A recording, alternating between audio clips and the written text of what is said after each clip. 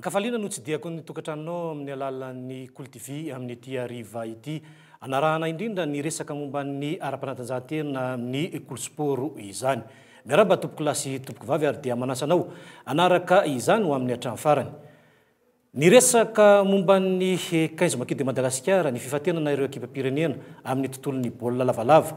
Ho resahantsika eto ihany koa ny taranja fototra atletisme, ny fedina ny amboaran'ny Madagasikara, ny karate izay makalaza ny 5 taona amin'izao fotoana izao, ny aka ary eo ihany koa ny basketball, ny afro basket izay ifatenana ireo ekipam-pirenena ao anatin'ny latsaky ny 12 taona ho an'ny zazalahy.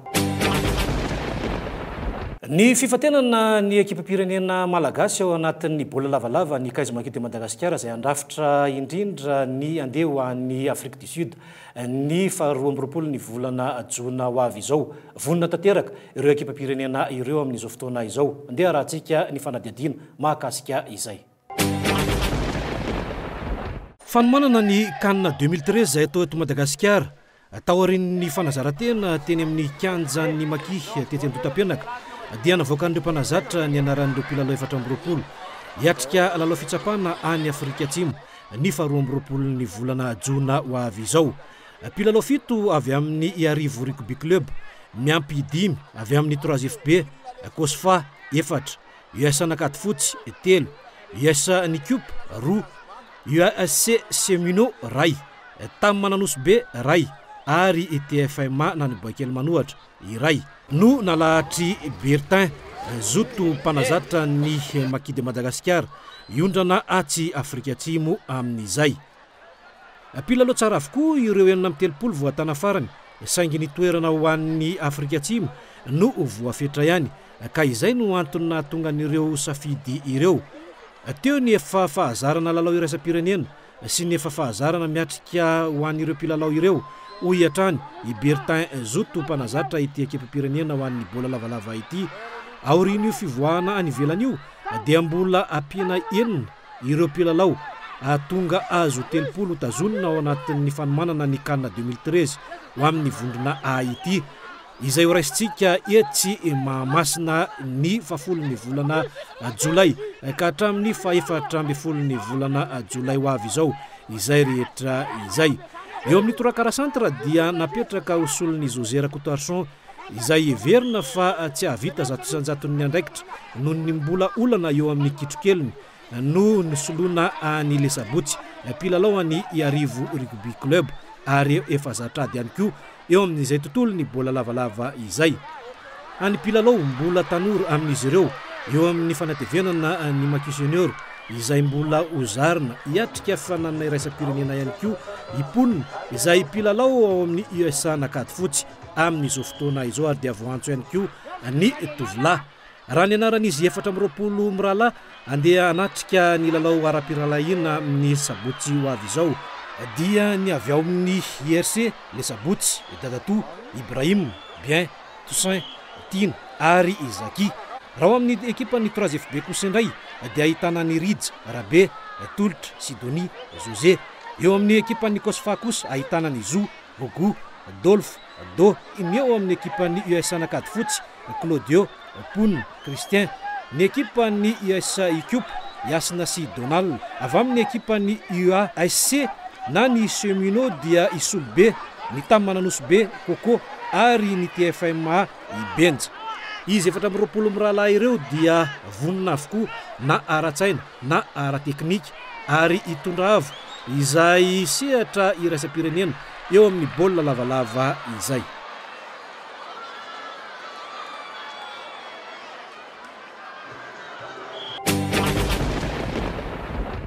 Tsy ambaka ho an'izay ihany koa ny fedina ny amboarana analamanga eo amin'ny baolina kitra izay nandrasan'ny rehetra ny fiaonana eo amin'ny tana formation sy ny Masinda Michel ary ity voalohany no nivoaka ho mpandresy tamin'izany. Andeha rahantsika ny fanadihadiana ataony miarantsoa. niditra tamin'ny andro fahadimy amby folo tamin'ny faran'ny herinandro teo ireo kleba folona indray anjara tamin'ny fiajinan'ny tompon-dakany Madagasikara teo amin'ny baolina kitra. Feonana dimy araka izany nosotosa tamin'ny alahady teo fa anisan'ny lalonandrasany maro tokoa ny feonan'ny Masindamsely sy tana formation izay nifampitadiavan'ny rototo ny laharana faharoa. Profon'izany dia tany amin'ny faharoa amby folo minitra ny lolaovana voana tafiditra baolina ny ekipan'ny Saint-Michel, baolina izay tafiditra Dino. Taitra tamin'ny torimasony avy eo ny tana formation ka nanao valim-panafihana maromaro saingy nandamoaka anefa izany. Hatrany amin'ny fahadimy amby folo minitra farany lolaovana aza moa dia mbola nitarika tamin'ny isa iray no ohatra ny ekipan'ny Saint-Michel araka izany. Nanomboka amin'izay ny savorivory avy eo ary saika nefa ara tamin'ny fikasitanana ny mpitsara mihitsy azy izany fanapa-kevitry ny mpitsara foana izay nanome lalana ny tana formation hanao pénalité. Fahadisoana ray baolina tsy nahy tao amin'ny faritra tsy azo ivalozana no nitsofan'ny mpitsara foana ny Kiririko.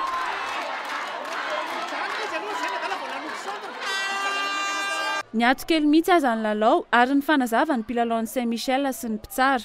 Napiditra baolina voalohany tamin'ny pénalité irija ary maty izany tany amin'ny fahafito amby fitopolo minitra. Taorian'io dia mbola nisy ihany koa ny pénalité faharoa izay azony tana formation taorian'ny nandinganany dafe ny faritra tsy azo ivalozana tany amin'ny fahadimy amby valopolo minitra. Irija ihany koa moa namono baolina faharoa io ary izay no nitondra ny tana formation ho mpandresy tamin'ny savony. Teo amin'ny vokatra hafa kosa indray dia nandresany ezami tamin'ny isa 3-0 ny Adjesaya. Nandavony unité d'FC tamin'ny isa 7-0 kosa ny AS Adema ary nisaraka tamin'ny isa mitovy 2-0 ny COSFA sy ny COSPN. Lavon'ny FC tamin'ny isa 2-0 kosa ny Vesta Team. Niova araka izany ny filarana taorian'ny lalao tamin'ny faran'ny herinandro teo iny. Mbola mitana larana voalohany ihany aloha ny AS Adema amin'ny isa 7-30. Niakatra ho larana faharoa kosa ny tana formation amin'ny isa 3-30. Lasa fahatelo ny ekipan'ny Saint-Michel amin'ny isa 3-30. Fahaefatra kosa ny IFC amin'ny isa 2-30. Manana isa 4-20 kosa ny Adjesaya izay eo amin'ny larana fahadimy. COSFA kosa ny larana fahaenina manana isa 5-20. Ny tetsy amin'ny kianjana Larbi kosa indray nandritra ny atelona no nikarakaraina ny fidinany amboaran'ny Madagasikara teo amin'ny taranja fototra atletisme ary tao anatin'izay rehetra izay dia nisy ny zavabita motsana ihany koa no fanadiadiana andeha raha antsika miaraka amin'ny miarantsoa. Totosa teny Larbi ny faran'ny herinandro teo ny fiadinan'ny tompon-dakan'ny Madagasikara Sokajy Zandry teo amin'ny taranja fototra atletisme. Nafotaka tokoa ny faninanana atleta 27 Sokajy minime, cadet ary junior avy amina ligue 12 nandray anjara, saingy tsy nisy aloha ny zava-boita motsana. Teo amin'ny vokatra kapobeny dia nanjakan'ny atleta Natsimo Andrefana ny fangoronana ny medaly volamena. Nanaraka azy Analamanga ary farany Amoromania. Manoloana ny disadisa misy eo amin'ny federasiona malagasy ny ity taranja ity sy ny ligna Analamanga amin'izao fotoana dia ny kleba ihany no miantoka azy amin'ny fandraisana anjara amin'ny fiadinan'ny tompon-dakan'ny Madagasikara ity. Momba ny Analamanga aorian'ny championnat zao no averina ny fifidianana. Ny momba ny moa nisy nantany ny ligue hoe fa ahoana moa momba ny Analamanga dia nalefa nazaraina amin'ny ligue rehetrarehetra le taratasy nalefa ny ministra dia laza zareo afapo hoe ay moa efa tena misy taratasy mazava momba an'io avy any amin'ny ministera. Zay moa hatram'izay efa niezaka foana nanazava dia resy lahatra amin'izay ny ligue rehetrarehetra. Fantatra ro Analamanga fa kleba 7 nandray anjara dia ny COSFA, COSPN, CNAPS, Fiezama, TAF, ASPTT ary ny 3FB. Toy izao ary ny vokadalao. Eo amin'ny azakazaka 20 metatra minime vehivavy, voalohany iantry ny Ainamamitiana avy amin'ny Ascut, 10 segondra sy 4 pahazatony. Eo amin'ny 20 metatra minime lehilahy kosa voalohany Rafidy Malalana Rindra avy amin'ny TAF, 7 segondra sy 12 pahazatony. Ho an'ny azakazaka 100 metatra vehivavy junior, voalohany Randriany Tso Patricia avy amin'ny CNAPS Tana, 13 segondra sy 7 pahazatony. 100 metatra lehilahy junior, voalohany Manampy Jean Olivier avy amin'ny Ascut Atsiranana, 12 segondra sy 20 pahazatony. Teo amin'ny azakazaka 400 metatra misy fefy kosa indray ho an'ny Sokajy kadety vehivavy, voalohany Saintia Félicité avy amin'ny 3FB, 2 minitra sy 7 segondra ary 7 pahazatony. 400 metatra misy fefy ho an'ny cadet, voalohany Mohamed Antonio avy amin'ny Tafitana 5:20 segondra sy 3:20 apahazatony. Teo amin'ny 700 metatra junior vehivavy kosa indray voalohany Razoly Arso Mariette avy amin'ny AS Gia 2 minitra sy 2:20 segondra ary 9 apahazatony. Teo amin'ny hazakazaka 700 metatra junior lehilahy kosa indray voalohany Resta Riri avy amin'ny AS Penato 2 minitra sy 7:20 segondra ary 9 apahazatony. Teo amin'ny 300 metatra kade kosa dia voalohany Rajona Arvelo Zama avy amin'ny TAF 7 minitra sy 7 segondra ary 10 apahazatony. 300 metatra kadet kosa indray voalohany Safidy Sofinaritra avy amin'ny CAB 12 minitra sy 13 segondra ary 20 apahazatony. Teo amin'ny diska kosa indray diska junior garçon voalohany Ramiarso Joselin avy amin'ny Ascut nahavita 420 metatra sy 410 izy tamin'izany. Teo amin'ny diska kade kosa indray voalohany Manilo Jean avy amin'ny AS Penato nahavita 520 metatra sy 9:20 izy tamin'izany. Teo amin'ny javelot cadet voalohany Nomenjana Ary Delphine avy amin'ny Knaps 8:30 metatra sy 20. Teo amin'ny hauteur cadet voalohany Rajery Soufrancia avy amin'ny ASSG 2 metatra sy 5:20. Hauteur junior fille voalohany Ron Zanany Florencia avy amin'ny AS Penato 2 metatra sy 5:20.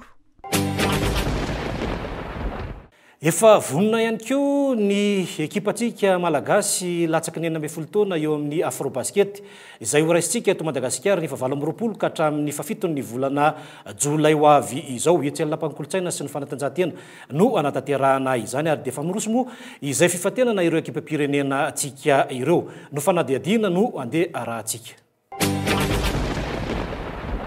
Mitety fokotany maro ny basket tour izay latsaky ny 11 taona gasy ho an'ny zazalahy izy ity tany amin'ny faritra Amboditsiry, Ambodiny Sotry, Ambohipo, Ambomanarina, Andraisoro, Itos, Tanjombato ary Akadikely no nandraisana izay fifananana izay andraisana indrindra ireo ekipa pirenena andrafitra izay ary fantatra fa ny 7 ny volana Jona ho avy izao ka hatramin'ny 7 ny volana Jolay no andraisana ny Afrobasket eto Madagasikara eo amin'izay latsaky ny 11 taona izay ho an'ny zazalahy ka etsy amin'ny lapan-kolontsaina sy fanatanjahantena no anatanterahana izany.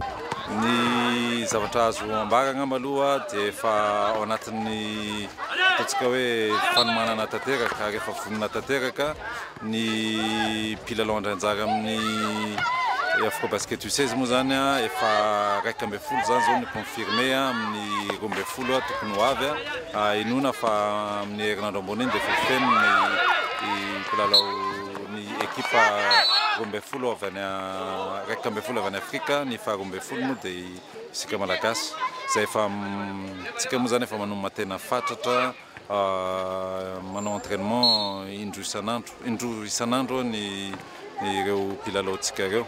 Vonona tanteraka izy ireo 12 zao ny mpilalao ao misy expatrié anakay zany ho avy amin'ny alatsinainy.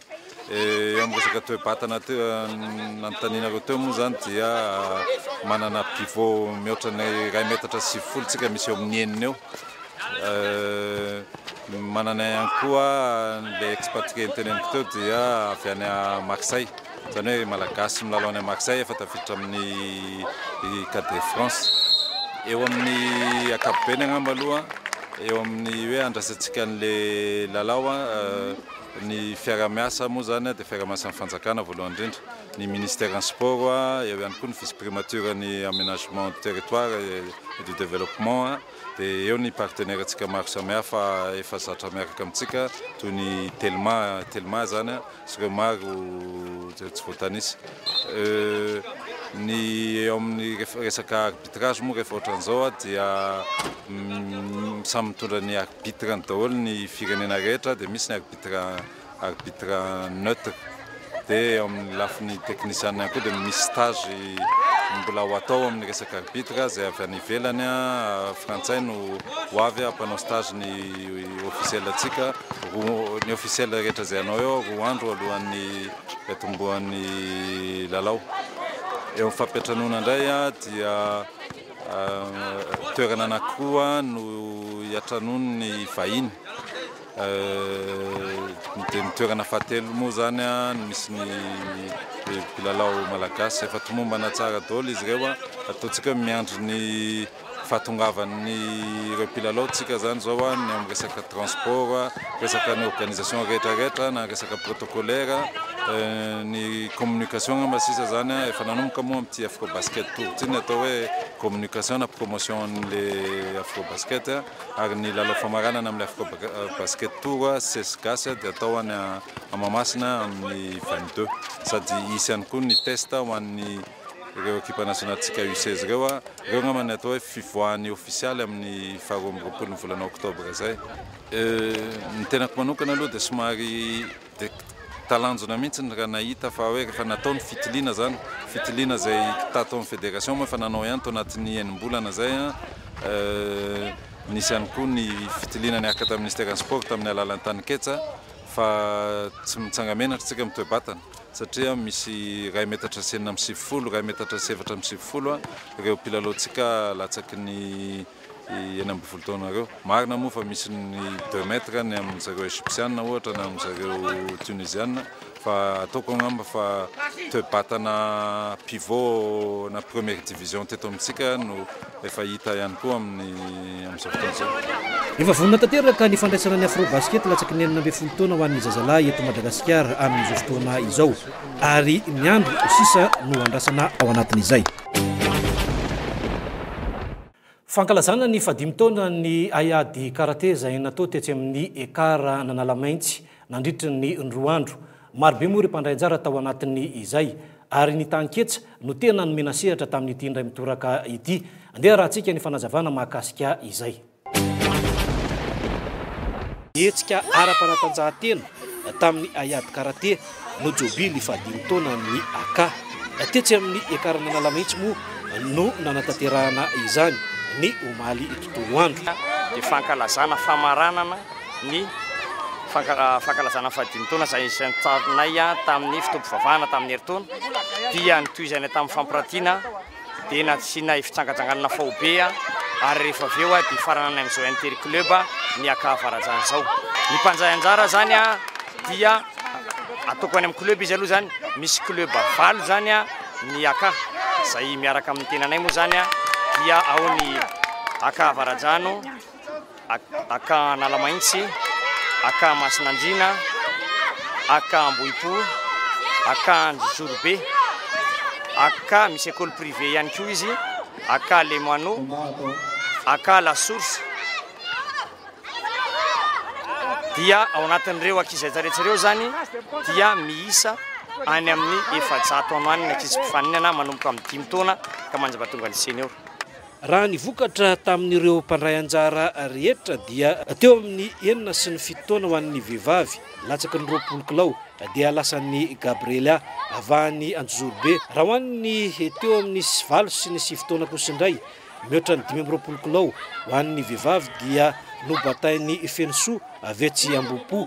Ho an'ny lehilahy kosa latsaky ny 15 kilao dia Izileo avetsy Avaradrano no nibata ny Amboara.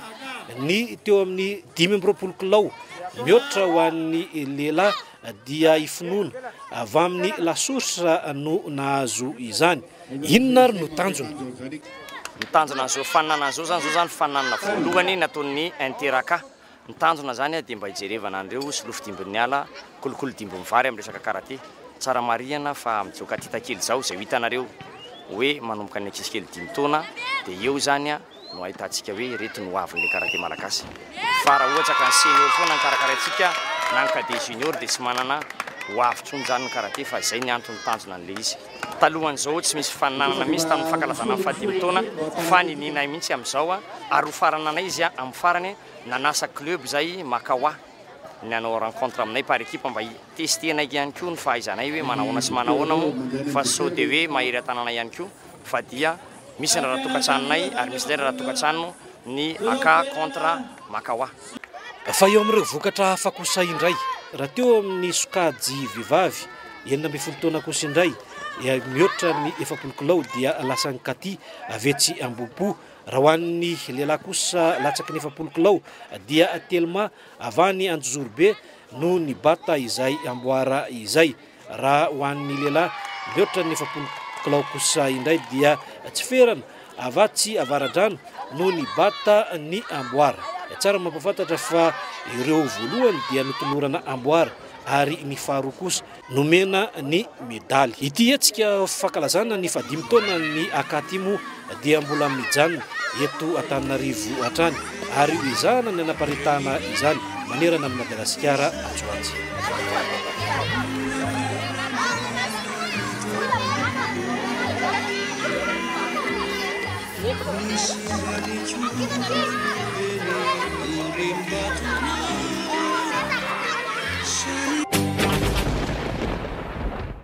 Zay ny mahoraka teo amin'ny sehatra ara-panatanjahantena na raha antsika teto amin'ny Kultivita amin'ny ity hariva ity ary dia makasitraka anao nanaraka izany ho amin'ny hatramin'ny farany ary dia manao velomanao indray ho samy tsara tompoko lahy sy tompoko vavy.